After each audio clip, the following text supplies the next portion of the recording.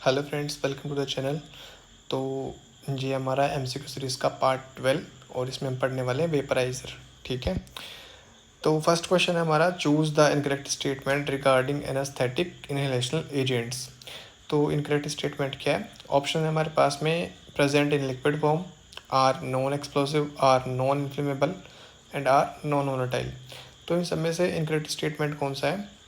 Liquid form में present होता है, हाँ ठीक है, ये स्टेटमेंट तो उसका ठीक है। आर नॉन एक्सप्लोसिव, ये ऑप्शन भी ठीक है। आर नॉन इन्फ्लेमेबल, ये ऑप्शन भी ठीक है। आर नॉन वोलेटाइल, वोलेटाइल होते हैं इनहेलेशनल एजेंट्स, तभी तो हवा में क्या होते हैं, उड़ जाते हैं, तो क्या होते हैं, वोलेटाइल नेचर के होते हैं। तो जो शुरू के 3 ऑप्शन है वो करेक्ट है। अब हमको इसमें क्या होता है, ये क्वेश्चन क्या होता है, थोड़ा सा ट्रिकी है। तो अब सब लोग क्या सोचते हैं कि जो चीज़ें वोलेटाइल होती हैं जैसे कि पेट्रोल है, तो वो फ्लेमेबल होता है, एक्सप्लोसिव होता है। तो काफ़ी लोग ये सोच लेते हैं कि ये जैसे वोलेटाइल है तो ये फ्लेमेबल भी होगा और एक्सप्लोसिव भी होगा। ऐसा नहीं है, ये क्या बनाए जाते हैं, नॉन एक्सप्लोसिव और नॉन इन्फ्लेमेबल बनाए जाते हैं। अब वो कैसे बनाते हैं वो भी एक क्वेश्चन बनता है आगे जाके कि इसमें फ्लोराइड ऐड करते हैं शायद इनहेलेशनल एजेंट्स के अंदर, इससे क्या बन जाते हैं, नॉन फ्लेमेबल और नॉन इन्फ्लेमेबल और नॉन एक्सप्लोसिव बन जाते हैं। करेक्ट आंसर इसका क्या होगा, आर नॉन वोलेटाइल, ये वोलेटाइल नेचर के होते हैं। नेक्स्ट क्वेश्चन है, the agent with dash boiling point are more susceptible to variations in barometric pressure. अभी पूछ रहा है कि जो इनहेलेशनल एजेंट्स होते हैं उनका जिनका बॉइलिंग पॉइंट कम है या ज़्यादा है, तो इनमें से इन दोनों में से कौन सा है जिसके अंदर क्या होता है, जो बैरोमेट्रिक प्रेशर की वजह से वेरिएशंस आते हैं वो ज़्यादा होते हैं। तो इसका करेक्ट आंसर आएगा लोअर, जो जिनका लोअर बॉइलिंग पॉइंट होगा उनके चांसेस क्या होते हैं, ज़्यादा होते हैं कि उनके अंदर वेरिएशंस आएंगे। जो बाहर के टेम्परेचर के अंदर जैसे जैसे चेंज आएगा वैसे वैसे इनके अंदर वेरिएशंस बढ़ते जाएंगे। तो लोअर जिसका बॉइलिंग पॉइंट है उसके अंदर वेरिएशन ज़्यादा आते हैं। नेक्स्ट क्वेश्चन है, which of the following is correctly matched with the correct boiling point. तो इसके अंदर मैंने 4 ऑप्शन ठीक दे रखे हैं। ठीक है, ये 4 ऑप्शन मैंने ठीक इसलिए दिए ताकि आप इनको याद कर लें। हैलोथेन का होता है 50.2, आइसो का 48.5, डेस्फ्लोरेंट का 22.8, सीवोफ्लोरेंट का 58.6। तो डेस्फ्लोरेंट का कितना है, जैसे कि 22.8, यानी कि रूम टेम्परेचर से भी कम है इसका बॉइलिंग पॉइंट। तो ये चारों हमको याद होने चाहिए, तो इसका all of this correct answer है। नेक्स्ट क्वेश्चन है, vaporisers are located in between. तो ये क्वेश्चन भी अच्छा बनता है, एम्स में आने लायक क्वेश्चन है, एकदम बढ़िया वाला। Vaporisers are located in between, किसके बीच में वेपराइजर्स लोकेटेड होते हैं? ऑप्शन हमारे पास में, between first stage pressure regulator and second stage pressure regulator. First stage कहाँ पे था, जो हाई प्रेशर सिस्टम जहाँ पे ख़त्म हो रहा था वहाँ पे होता है फर्स्ट स्टेज प्रेशर रेगुलेटर, जो कि 2000 PSI कन्वर्ट करेगा 50 से 60 PSI या फिर 45 से 60 PSI बोल सकते हैं। सेकंड स्टेज प्रेशर रेगुलेटर कहाँ होता है, इंटरमीडिएट के अंदर होता है। ये क्या करता है, 45 से 60 को कन्वर्ट कर देता है, कम के अंदर ले आता है, यानी कि 20 के आसपास लेके आता है। तो क्या इन दोनों के बीच में होगा वेपराइजर? इन दोनों के बीच में नहीं होगा वेपराइजर, इतने प्रेशर रेंज पे तो काम करता ही नहीं है वेपराइजर, वो ख़राब हो जाएगा। सेकंड है, between common gas outlet and breathing system. तो क्या ये ठीक है ऑप्शन? ये ऑप्शन ठीक ठीक लग रहा है हमारे को। थर्ड ऑप्शन हम देखते हैं, पहले बाकी सारे ऑप्शन देख लेते हैं। थर्ड ऑप्शन है, between flow meter and common gas outlet.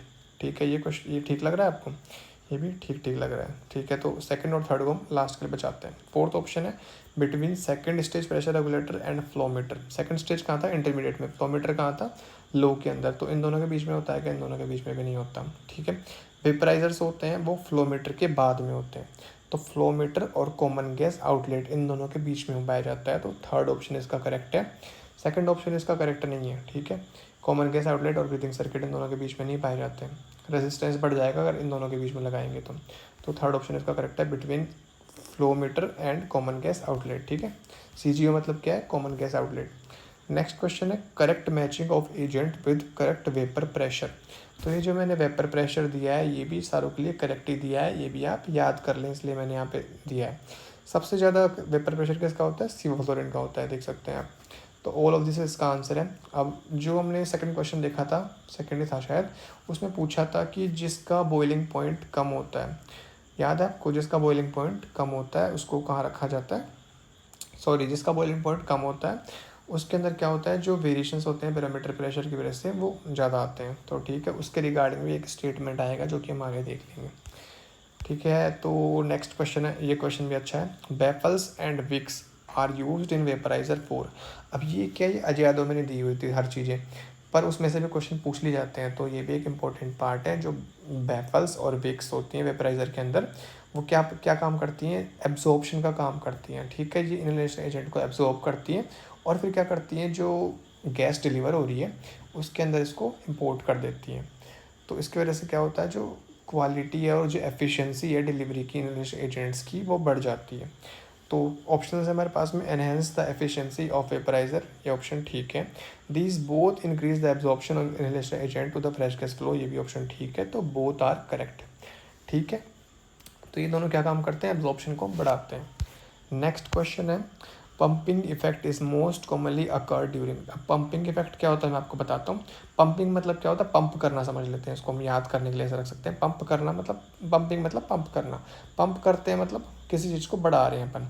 तो पंपिंग इफेक्ट ये क्या है, बढ़ाने वाला इफेक्ट है। ये क्या है, एक तरीके से क्या है देखा जाए तो, जैसे कि मान लेते हैं हमने सेट किया किसी का आइसोप्रोपेन का, हमने सेट कर दिया कि हमको 1.5 पर देना है, ठीक है। पर ये क्या हो जाता है, वेपराइजर का एक तरीके का एरर है पंपिंग इफेक्ट, जिसकी वजह से क्या होता है, हमने सेट तो कितना कर दिया 1.5, जबकि वो डिलीवर कितना करेगा, डिलीवर कर रहा है वो सेट किए वैसे थोड़ा सा ज़्यादा, यानी कि पंप कर दिया उसने। तो पंपिंग इफेक्ट तो बोलते हैं उसको। अभी ये मोस्ट कॉमनली अकर ड्यूरिंग, ये कब कब देखा जाता है, ऑप्शन है हमारे पास, high pressure fluctuations like when using oxygen flush. तो जब हम ऑक्सीजन फ्लश यूज़ करते हैं तो ऑक्सीजन फ्लश का आपको पता है 50 to 60 psi प्रेशर जनरेट करता है वो। तो सारा पेशेंट के अंदर तो जा नहीं पाएगा, वो वापस क्या होता है, वापस अंदर चल जाता है सर्किट के अंदर, ठीक है, पेशेंट के पास जाके, क्योंकि रेजिस्टेंस काफ़ी ज़्यादा होता है आगे ट्यूबिंग्स के अंदर, तो उसकी वजह से पूरा जा नहीं पाएगा, तो वापस किसके अंदर आता है, विदिन सर्किट से होते हुए अंदर क्लोज सर्किट के अंदर पहुंच जाता है, क्लोज सिस्टम के अंदर, ठीक है। तो उसकी वजह से क्या होता है, जो वेपराइजर तक भी उसका इफेक्ट पहुंचता है, तो उसकी वजह से क्या होता है, पंपिंग इफेक्ट हो जाता है। सेकंड ऑप्शन है, when low flow is chosen, जब हम फ्लो जो है वो कम रखेंगे तो भी क्या होता है, पंपिंग इफेक्ट देखने को मिलता है। थर्ड ऑप्शन है, when there is less agent is present in vaporising chamber. Vaporising chamber में क्या हो गया, जो इनहेलेशन एजेंट्स का लेवल था वो काफ़ी कम हो चुका है, तो इस कंडीशन में भी क्या करने को मिलता है, हमको पंपिंग इफेक्ट देखने को मिलता है। तो all of these are correct. Next है, choose the correct statement. Option है हमारे पास में, due to pumping effect that deliver concentration of inhalation agent is more than desired concentration. जितना हमने सेट किया, जितना डिजायर्ड था उससे ज़्यादा डिलीवर हो रहा है। सेकेंड है, due to pressurising effect the delivered concentration, the delivered concentration of inhalation agent is less than desired concentration. अब इसमें क्या हो रहा है, इसमें हमने जितना सेट किया था उससे कम डिलीवर हो रहा है, ऊपर वाले में क्या था, जितना सेट किया था उससे ज़्यादा डिलीवर हो रहा है। तो एक तरीके से देखे जाए तो दोनों इफेक्ट क्या करते हैं, वेपराइजर पे एक तरीके से एरर की तरह काम करते हैं, दोनों एरर है ये, ठीक है। पंपिंग इफेक्ट क्या करेगा, बढ़ा देगा, प्रेशराइजिंग इफेक्ट क्या करेगा, घटा देगा। पंपिंग इफेक्ट किस चीज़ में, किसकी वजह से देखने को मिलता है, वो हम पीछे पढ़ चुके हैं। Pumping effect is most commonly seen at low flow, ये हमको याद रखना है, लो फ्लो पे पंपिंग इफेक्ट देखने को मिलता है। Pressurising effect is seen with high gas flow, अगर हाई गैस फ्लो रखेंगे तो प्रेशराइजिंग इफेक्ट होगा, यानी कि कम अमाउंट डिलीवर होगा इनहेलेशन एजेंट का। और पंपिंग इफेक्ट में क्या था, अगर लो फ्लो में यूज़ करेंगे तो कंसंट्रेशन जो डिज़ायर्ड थी उससे ज़्यादा डिलीवर हो जाएगा। तो all of these options are correct. चार ऑप्शन ठीक दिए हैं आपको समझने के लिए। तो प्रेशराइजिंग इफेक्ट और पंपिंग इफेक्ट दोनों को हमको अच्छे से आना चाहिए। दोनों क्या है, एरर है वेपराइजर के। नेक्स्ट क्वेश्चन है, मॉडर्न वेपराइजर्स आर। अब जो पहले के वेपराइजर थे उनमें क्या होता था कि जैसे कि टेम्परेचर बढ़ जाता था, टेम्परेचर में वेरिएशन आते थे, तो उसके अकॉर्डिंग वो क्या करते थे, जो डिलीवर्ड कंसंट्रेशन थी उनकी वो चेंज हो जाती थी। प्रेशर कंपनसेटेड नहीं थे, जैसे ही प्रेशर में फ्लक्चुएशन आती थी तो उसकी वजह से क्या होता था, पंपिंग इफेक्ट और प्रेशराइजिंग इफेक्ट देखने को मिल जाते थे। तो अब के जो मॉडर्न जो वेपराइजर्स हैं उनके अंदर ऐसा नहीं होता है, बहुत कम ऐसा हो चुका है कि क्योंकि वो टेम्परेचर कंपनसेटेड आने लगे, प्रेशर कंपनसेटेड आने लगे हैं, वेरिएबल बाईपास आने लगे हैं, कंसंट्रेशन कैलिब्रेटेड। यानी कि कंसंट्रेशन कैलिब्रेटेड का मतलब क्या होता है, पहले के जो वेपराइजर्स होते थे उसमें हम करेक्टली हम जितना डिज़ायर्ड सेट कर रहे हैं उतना पहुंचता नहीं था, या फिर हम सेट कर ही नहीं पाते थे, उनमें ऑप्शन ही नहीं होता था। पर अब जो मॉडर्न वेपराइजर्स हैं ये क्या होते हैं, सारे हमारे हाथ में कंट्रोल्ड हैं, ये जितना आप सेट करोगे उतना ही डिलीवर होगा, ठीक है। तो कंसंट्रेशन कैलिब्रेटेड बोल सकते हैं इसको हम। फ्लो ओवर वेपराइजर इसको बोलते हैं, एक होता है फ्लो ओवर, एक होता है बबल थ्रू। बबल थ्रू पहले के टाइम पे यूज़ होते थे ओल्ड वेपराइजर्स के अंदर, फ्लो ओवर ये मॉडर्न टेक्निक है। तो मॉडर्न वेपराइजर्स में क्या होता है, फ्लोवर यूज़ होता है। नेक्स्ट है not affected by pumping effect. जो पहले के वेपराइजर्स होते थे वो क्या होते थे, प्रेशर कंपनसेटेड नहीं होते थे, टेम्परेचर कंपनसेटेड नहीं होते थे, तो उनकी वजह से वेरिएशन आता था और क्या देखने को मिलता था, पंपिंग इफेक्ट देखने को मिलता था। अब ऐसा नहीं होता, पंपिंग इफेक्ट अब मॉडर्न वेपराइजर्स में नहीं होता। नेक्स्ट है आउटसाइड द सर्किट। सर्किट के अंदर नहीं होते हैं ये, क्योंकि सर्किट के अंदर अगर वेपराइजर अगर लगाएंगे आप, तो एक तो जो डिज़ायर्ड कंसनट्रेशन है उससे ज़्यादा डिलीवर हो जाएगा, ठीक है, और दूसरा क्या होता है, रेजिस्टेंस भी बढ़ जाता है, तो और साथ में डेड स्पेस बढ़ जाएगा, तो वो ठीक नहीं है। तो आउटसाइड ऑफ सर्किट इसको रखना चाहिए, मॉडर्न वेपराइजर से को आउटसाइड सर्किट रखते हैं। तो all of these options are correct. मैंने एक एक का आपको मतलब समझा दिया, एक एक आपको अच्छे से आने चाहिए, ठीक है। फ्लोवर क्या होता है मॉडर्न वेपराइजर्स, बबल थ्रू क्या होता है, जो ओल्ड वेपराइजर्स होते हैं उनको बोलते हैं। नेक्स्ट क्वेश्चन है which of the following vaporiser is electronically heated. अब इनमें से एक जो वेपराइजर है वो इलेक्ट्रॉनिकली हीटेड रखा जाता है, ठीक है, ताकि उसकी प्रॉपर फंक्शनिंग हो सके। कौन सा है वो, आइसो हो गया, सीवो है, या फिर डेस है, या फिर हेलोथेन है। तो करेक्ट आंसर इसका होगा डेस्फ्लोरिन। डेस्फ्लोरिन का जो वेपराइजर होता है वो इलेक्ट्रॉनिकली हीटेड होता है।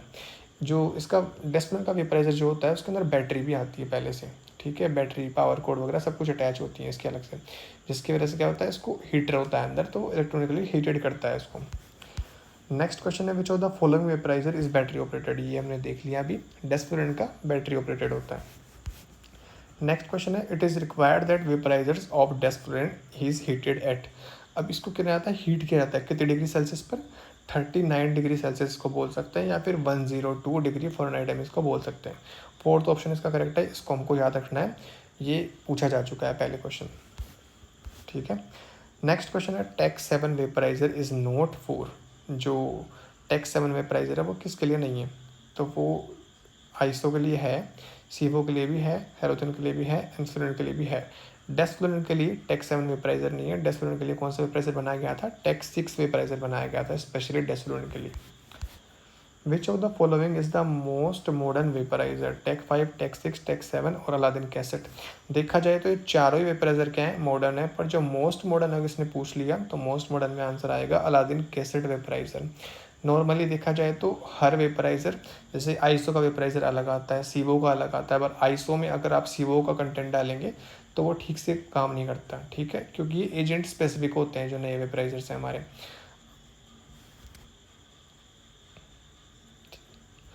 लेकिन जो ये अलादीन कैसेट वेपराइजर है इसके अंदर क्या होता है, इसमें ये एजेंट स्पेसिफिक नहीं है। ये इसमें क्या करेंगे, आप कोई भी वेपराइजर की मतलब कोई भी इनहेलेशन एजेंट की कैसेट इसमें डाल दो, ये उसी के अकॉर्डिंग काम करना शुरू कर देता है, ठीक है। तो अलादीन कैसेट वेपराइजर ये मोस्ट मॉडर्न वेपराइजर कहलाता है।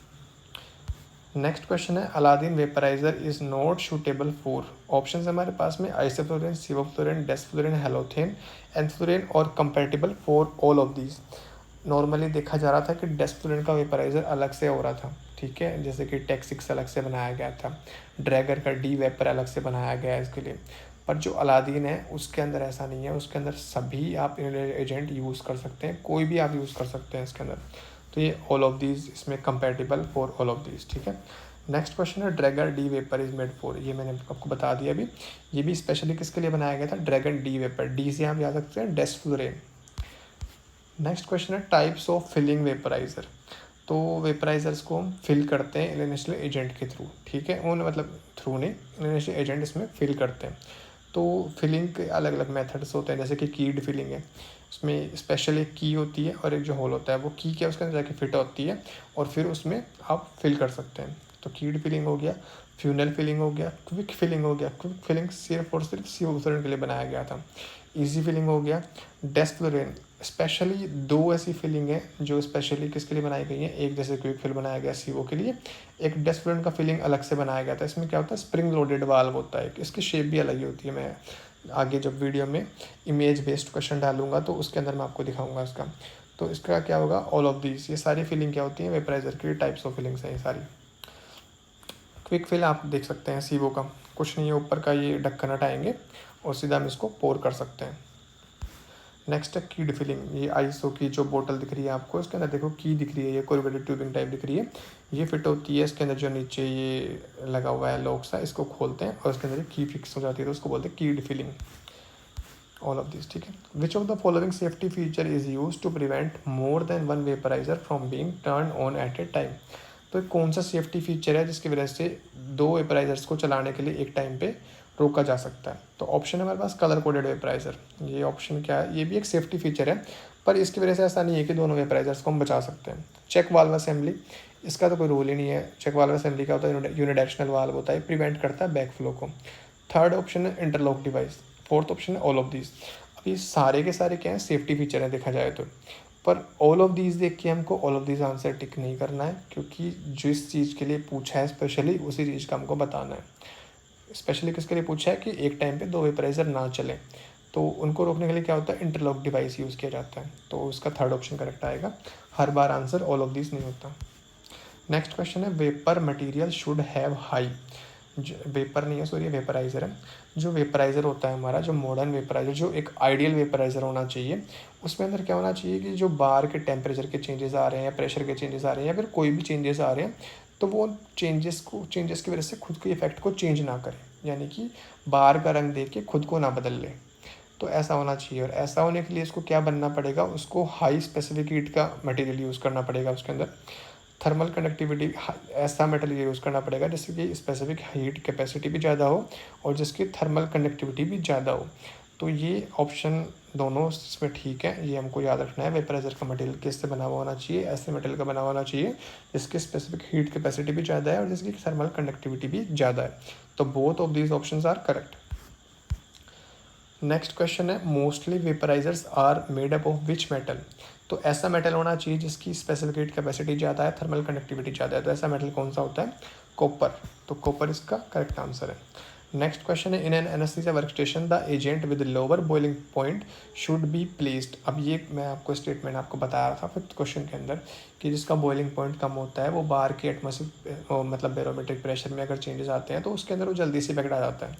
तो वो उसी के लिए रिगार्डिंग है ये कि the agent with lower boiling point should be placed, ठीक है, कि should be placed to boiling point.